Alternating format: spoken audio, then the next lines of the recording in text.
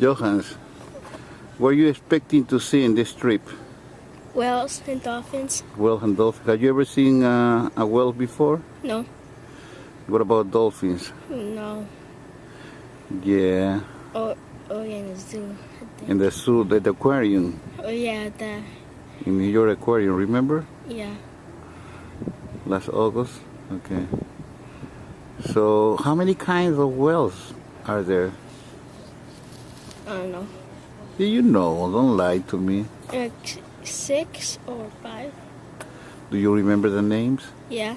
Say it. Humpback whale, blue whale, sperm whale, and Killing whale.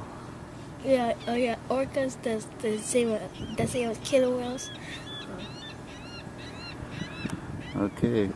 I remember there's more, but I forget the name. And what was the whale prehistoric name? You know, in the dinosaur era. I don't know. You don't know? Shark? The shark. What was a megalodon, right? Yeah, megalodon. Was bigger than the whale, right?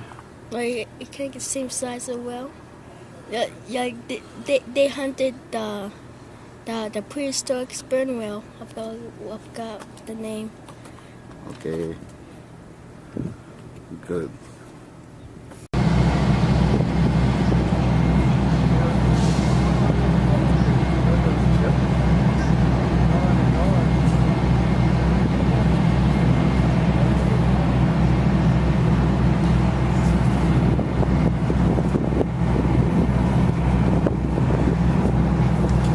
The ferry system.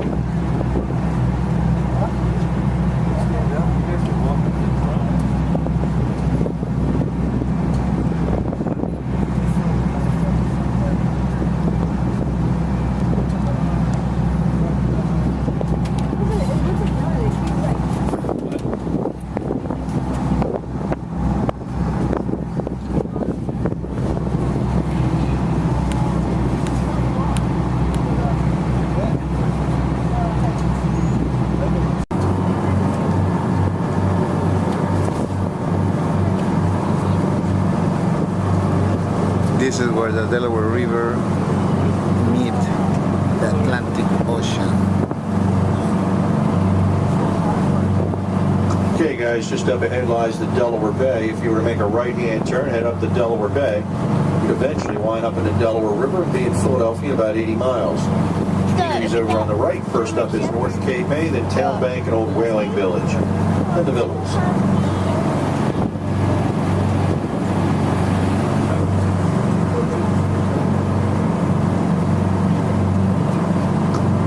Guys, we always try to start the whale watch off, a little dolphin watch to begin with. So first things first, is so we can find you guys some bottlenose dolphins. They're warm-blooded mammals, just like you or I, and have to surface to breathe air. You go anywhere from 3 to 10 feet in length. It can weigh up to 1,000 pounds. You spot them, point them out to me. If I spot them, I'll be glad to point them out to you. There's approximately 3,000 dolphins that swim up here every year, and out of that 3,000, there's about 570 which call Cape May their summer home. Last year, out of the 570, we observed approximately 152 newborn calves being given birth right here in Cape May County waters. This section of beach on the left, this is known as Higby's Beach.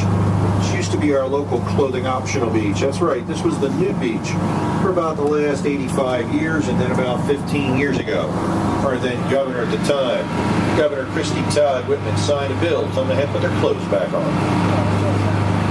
Once again, constructed entirely of concrete, reinforced with steel rods. She was one of 13 experimental ships built like this during World War I due to the shortage of steel. Now, straight in on the left there, you'll see a tall concrete cylindrical tower. This is a World War II fire control tower. This worked in conjunction with a gun emplacement built out on the beachfront. These were used predominantly for spotting German U-boats during World War II. Quite a few to be seen right here off of Cape May.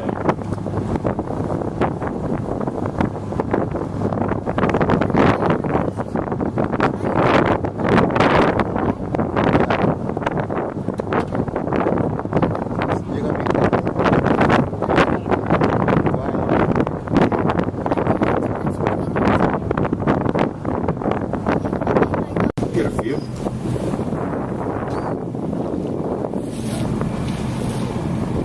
Just give them a chance, guys. They'll be up.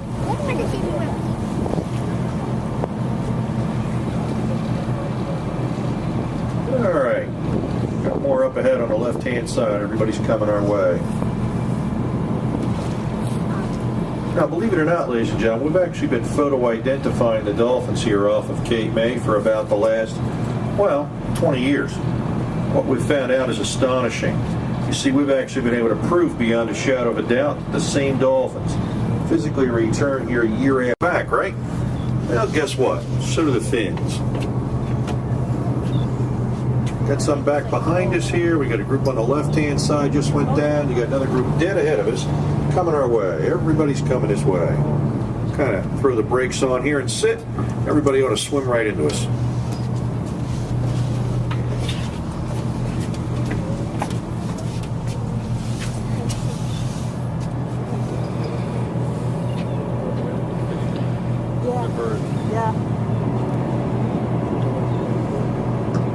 Left-hand side swimming away, right-hand side coming to you.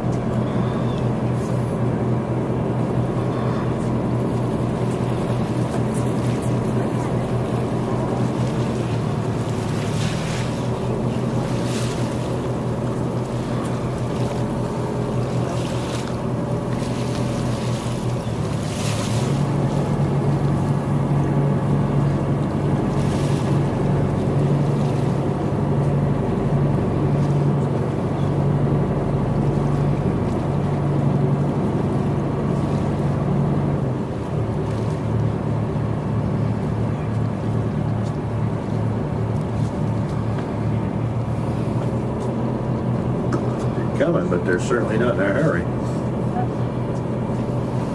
What are the dolphins doing right now, guys? Well, they're chasing fish. They're having a little sushi for lunch. Dolphins live and hunt and work in a cooperative community, and they use cooperative hunting techniques to gather their fish.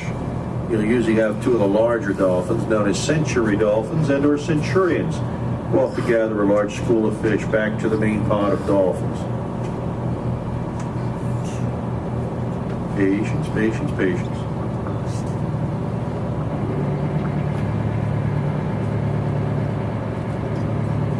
Now, when a female dolphin first becomes pregnant for the very first time, she'll actually swim back to the matriarchal pod from where she was born, so that when she goes to give birth, her mom's there, grandmother's there, sometimes even her great-grandmother. That's right, we've actually been able to prove lineage. Now, when she does go to give birth, she's going to be assisted in this birthing process by, for lack of a better phrase, a midwife. Now, this midwife's job is to help in the birthing of a newborn calf. Should anything ever go wrong during the birthing procedure, this midwife has actually been known to take over all child-rearing activities, even to the point of becoming a wet nurse if necessary. Now, when she does finally give birth, she's going to give birth to a calf around 18 inches in length. It'll be jet black in coloration and have small creases or folds in its side. These are called fetal folds, plus its dorsal fin will be totally bent over to one side, either right or left. All this from living within the fetal cavity for the past 12 months. That's right, ladies, I just said 12 months, not 9, 12. Now, after she gives birth, this is not the end of the relationship, not at all. You see, in reality, this is just the beginning of a new phase of the relationship, because now she's going to become the nursing mom and nurse this calf for the next 12 months. And when she's done nursing the calf, then she's going to become the teacher. Teach the calf all the ways of the dolphin world, including hunting, fishing, and yes, even mating. Slide up there a little bit, guys.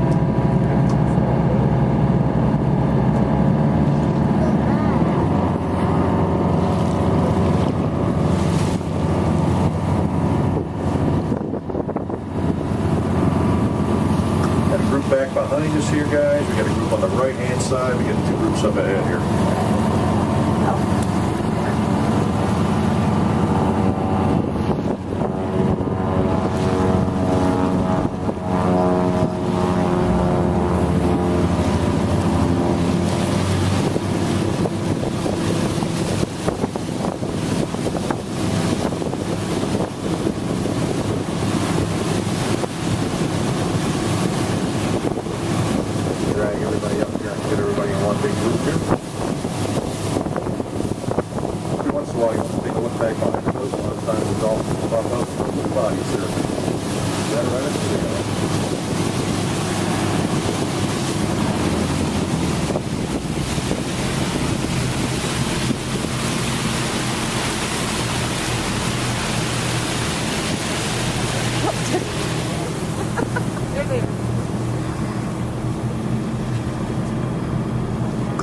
chance, guys.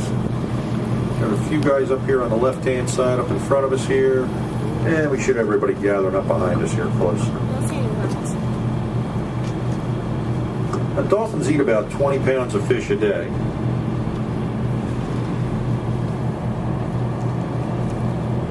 By the way, what are we looking at? Dolphins or porpoise, and what's the difference? Well, dolphins have a beak which sticks out the front of their head, makes them appear as though they're always smiling, and they have cone-shaped teeth.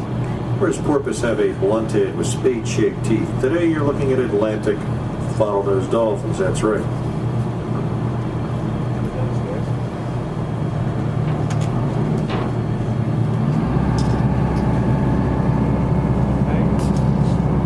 Last week in April to the first week in May, and they'll stay with us right throughout the summer, up until around the middle of the end of October. For the longest time, our scientists were telling us that when our dolphins were swimming south, that they were swimming south down to the Caribbean. However, now we know better.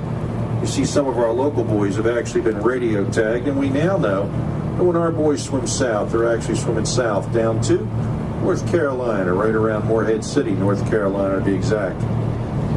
Now, if you look closely today up on the dorsal fins and the tail flukes of some of the dolphins, you're going to notice what appears to be, almost looks like a little piece of seaweed attached. Well, that's not seaweed, ladies and gentlemen. In actuality, this is called stalk barnacles. This is a crustacean or a growth that they pick up when they're down south during the winter. This usually falls off after they're up here for around 3 to 4 weeks. Right in front of the boat, dead ahead, and on your right.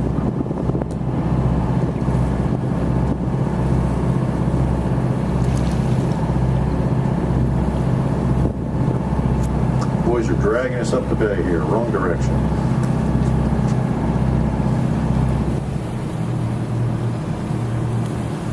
I'm sure you guys have noticed that the dolphins show no fear of the boat. That's because we're out here 7 days of the week, 3 trips a day. The dolphins, they know the sound of the boat, the vibrations of the boat, the sound of my voice. They know us, and we know them.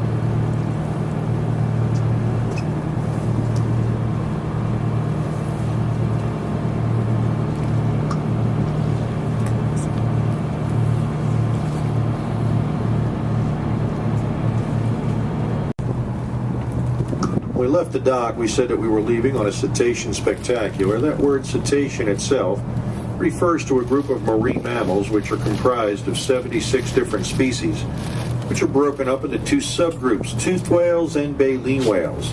Atlantic bottlenose dolphins are, as you already guessed, toothed whales.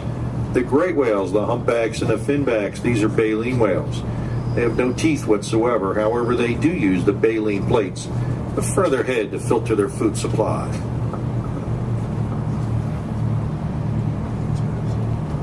Dead ahead.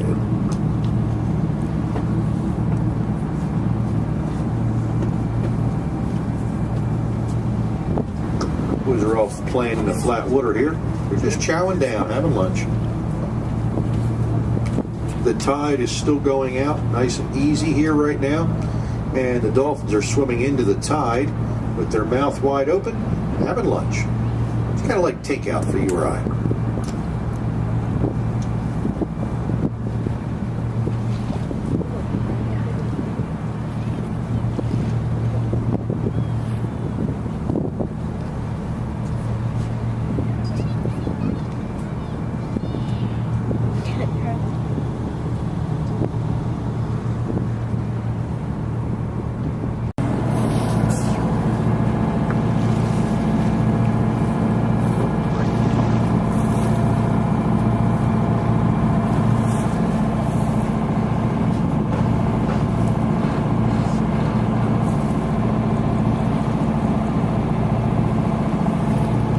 Right-hand side, left-hand side, all the way around the boat.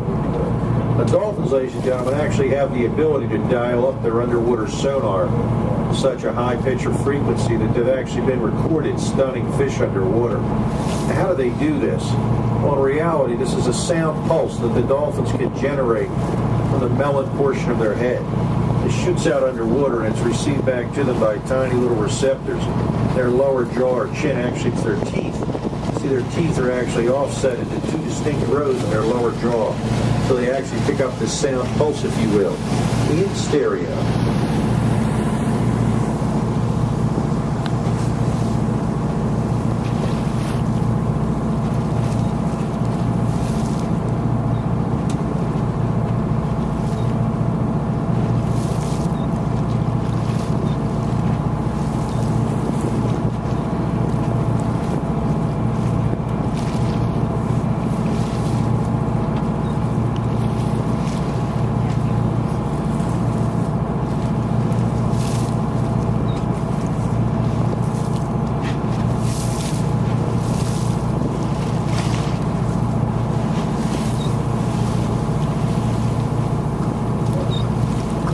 way, guys, as we slide down to the point here, just keep going through dolphin after dolphin after dolphin. How many dolphins do you think you're looking at today, guys? 1, 2, 3, 10? Say you're up to about 50 so far, believe it or not. Now, how can you tell? It's hard to count them, isn't it? But believe it or not, ladies and gentlemen, it was actually one of our local dolphins back in 1990 that actually taught us how to count the dolphins. We were stopped looking at a group of dolphins, and we saw this one guy there. He was pretty unusual. Now, we thought he was unusual because he had the top 50% of his dorsal fin chopped off. This made it very easy for us to recognize him. So we nicknamed him Sharpie. So we were looking at Sharpie this one day with 4 of his buddies swimming along with him. All of a sudden, all 5 dolphins then went underwater. Well, we had another 5 dolphins come up. There was no Sharpie. Another 5, no Sharpie. Another 5, no Sharpie. Well, finally, on the 5th surfacing, there was Sharpie with his 4 buddies. And that's when we learned that for every 1 dolphin you see up on top, there's at least 5 down below. More dolphins just up ahead. This is Cape May Point, the southernmost tip of the state of New Jersey. Any farther south and you'll get wet. About 10 miles across on the right-hand side is Lewis, Delaware. On the left-hand side, the white building here with a red roof. That's St. Mary's by the Sea. It's a Sisters Summer Retreat. Now, this was actually built by John Wanamaker back in 1890 as the Shoreham Hotel. He then turned around and sold it to the Sisters of St. Joseph in 1909 for the sum of $9,000. Today, the sisters enjoy watching the sun rise over the Atlantic Ocean and set over the Delaware Bay. Back behind St. Mary's, you can see the famous Cape May Lighthouse. It's the 3rd lighthouse to be built here on the same site. The first 2, they were lost to the sea. 3rd and final lighthouse, built back in 1859, stands 157.5 feet tall. Now, she's 199 steps up to the top, and it houses a 350,000 candle power light bulb visible at sea, 19 miles on a clear night. MAC, the Mid-Atlantic Center for the Arts, co-sponsor of this trip, has received well over $2 million in grant money to rebuild the light. So far, they've managed to redo the oil house, the lantern section, and the tower in its original sand tone color. Today, for the small donation of $7, you can make the 199-step climb up to the top for a beautiful panoramic view of Cape May and its surrounding waters. More dolphins, right and left-hand side.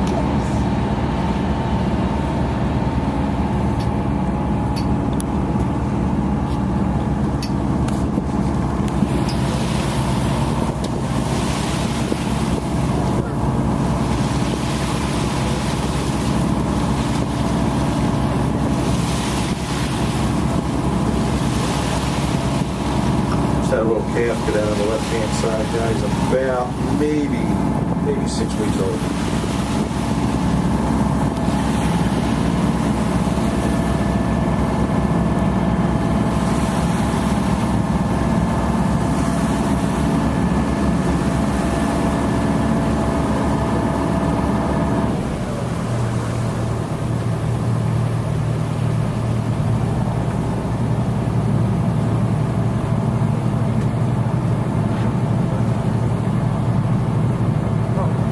Got them up ahead of us on the left-hand side, got them on the right-hand side. Now, ladies and gentlemen, we've told you an awful lot of information about the dolphins in a very, very short period of time, and we certainly do not expect you guys to remember everything that we've told you. However, what's the single most important thing we can tell you today? More important than anything else. Well, how about where are we? By the way, where are we? Well, you're out in the Atlantic Ocean, right? No doubt about it. What's the big deal? It's where the dolphins are. You see, dolphins out in the wild like this can live 45 to 50 years. However, the dolphins that you see held in captivity in a marine mammal park show, well, that's a whole other ballgame. If you don't remember anything else from today's outing, please try to remember this one statistic. For every 1 dolphin that you see held in captivity, there's been at least 3 captured. Now, the first 2, they're going to die within the first 90 days of capture. The last one lucky guy that you get to see, he might make it to the ripe old age of around 5. That's it. So what are we getting at? Quite simply put, ladies and gentlemen, whether you're on this boat or somebody else's boat, that's not quite as important as the big picture. The big picture, of course, being the well-being of the fins. This is where they belong, ladies and gentlemen, living out their lives the way that the Creator intended them to live, not trapped in some concrete tank, swimming in endless circles in chlorinated water. That'll make them go blind eventually, and then they'll die off from some other eye-related diseases. No way, gang. This is the way you want to see them, right out here in the wild. Hey, don't get me wrong, we're not against zoos. Zoos are great for a lot of different animals. There's just one problem. You see, dolphins, they just don't happen to be one of those animals. Dolphins do not do well in captivity. It's a proven fact. Anybody on board old enough to remember the original television series Flipper? Back in the 60s and the 70s, Bud Sandy, Ranger Ricks, Pelican Pete and the gang. How many different dolphins do you think used to play Flipper? How about five different dolphins? Now, they kept dying off, they just kept replacing them. Well, Flipper's trainer was actually a guy by the name of Richard O'Barry. Richard O'Barry actually went from being the foremost dolphin trainer in the nation to becoming the most outspoken advocate of freedom for all dolphins that are held in captivity all over the world. Even to the point where he used to get himself locked up on a regular basis for letting the boys out. That little calf on the left-hand side just popped again, all by himself. The baby. What's Flipper? Flipper was a dolphin in a TV show 40 years ago. All right, guys, I'm going to sneak offshore here. Kids on board, young and old, it's always good luck to wave goodbye to Flipper. So be here next time when you come back to Sam. We're out of here.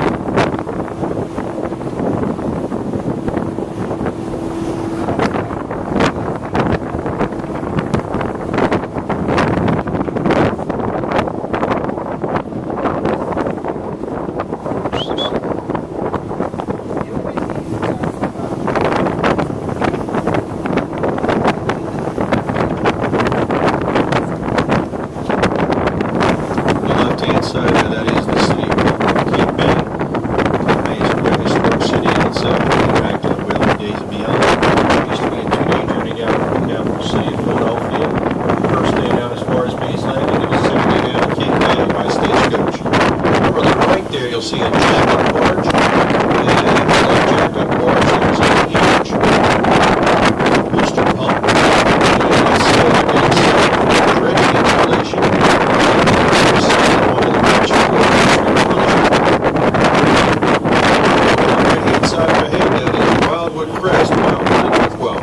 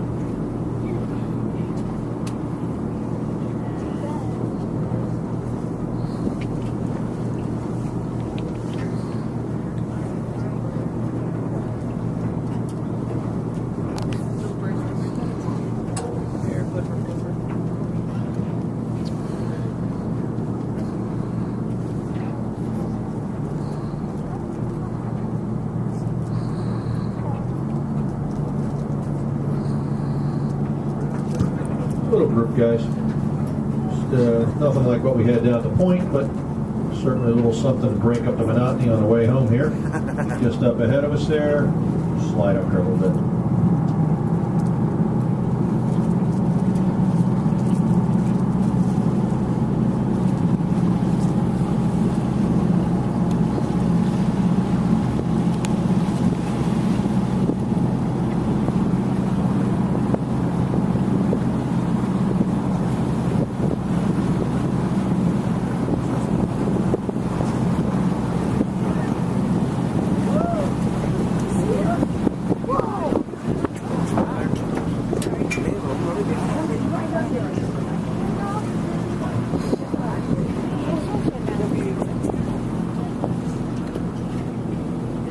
Right under our sun.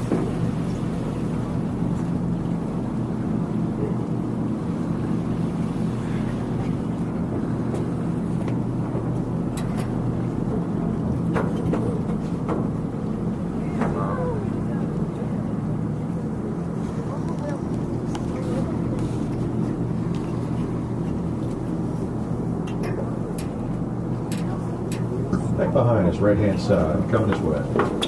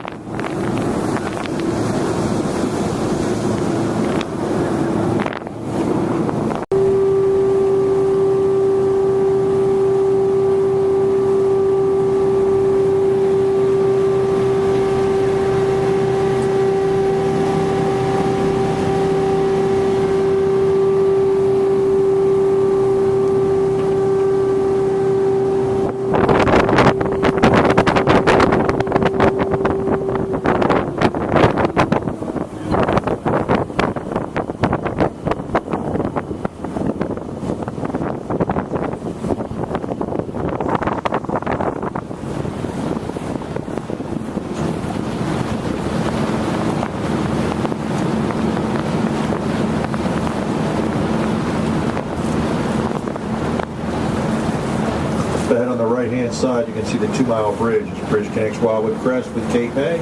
Cost $1.50 to go over. On the left-hand side, this is Sewell's Point. It's actually named after William J. Sewell back in 1868 when he built his fish house restaurant here. A little horse-drawn trolley line that connected this section of Cape May with downtown Cape May. Looks like I had a couple dolphins coming inlet here.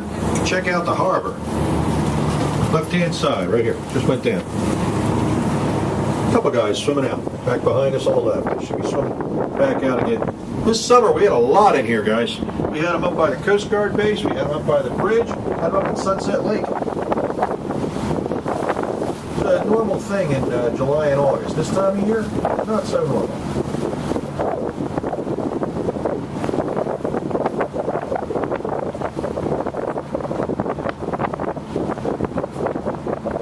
Just up ahead, this is Cape May Harbor. This entire harbor is man-made. It was dredged out from over 500 acres of salt marsh in the first decade of the 1900s. Most of the soil dredged out of the harbor was used to backfill East Cape May. Henry Hudson, searching for a new route to China, founded Cape May back in 1609. However, it was Captain Cornelius Jobson May who named it. In the early 1620s, the Lenni Lenape to Ketchumee and the Tuckahoe Indians were already settled here. Farming and land ownership were the area's earliest economic foundation.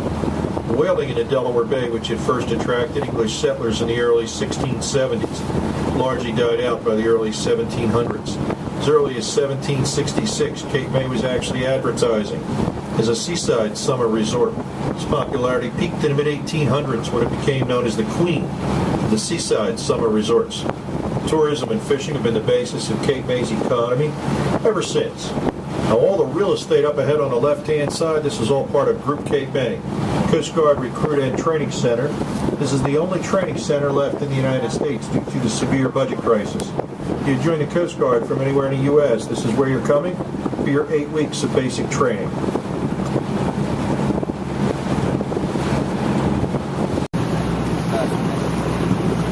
Coast Guard base processes 1,000 actually 5,000 recruits every year, ladies and gentlemen. Every Friday afternoon they graduate between 80 and 100 new recruits. The large white vessel on the left-hand side up ahead, number 627, this is the Vigorous. She's a 210-foot medium endurance offshore Coast Guard cutter.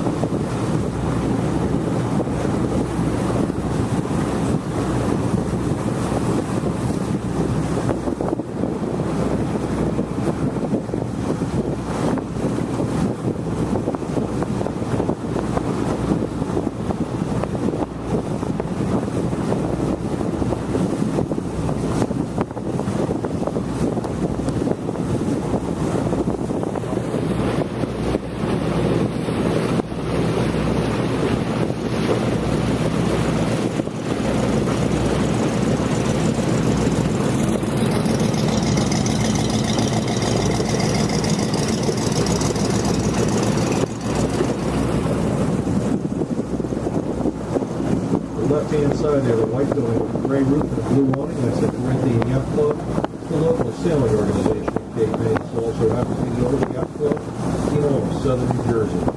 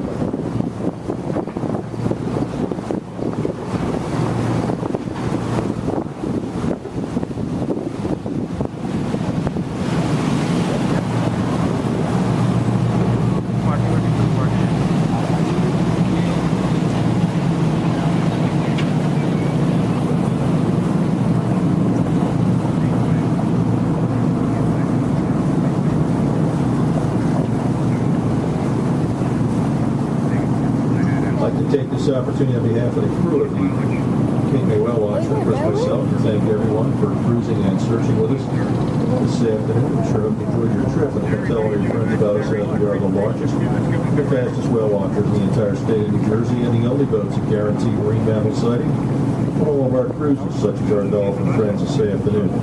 At the dock, we also feature 4-hour fishing on the Lady Chris, 6-hour fishing on the Sea Star, 8-hour fishing on the Miss Chris 2. Forget the Dancing Dolphin gift shop. Anyway, ladies and gentlemen, back around 02, it looked as though the marina was going to be sold off as a land development condominium deal.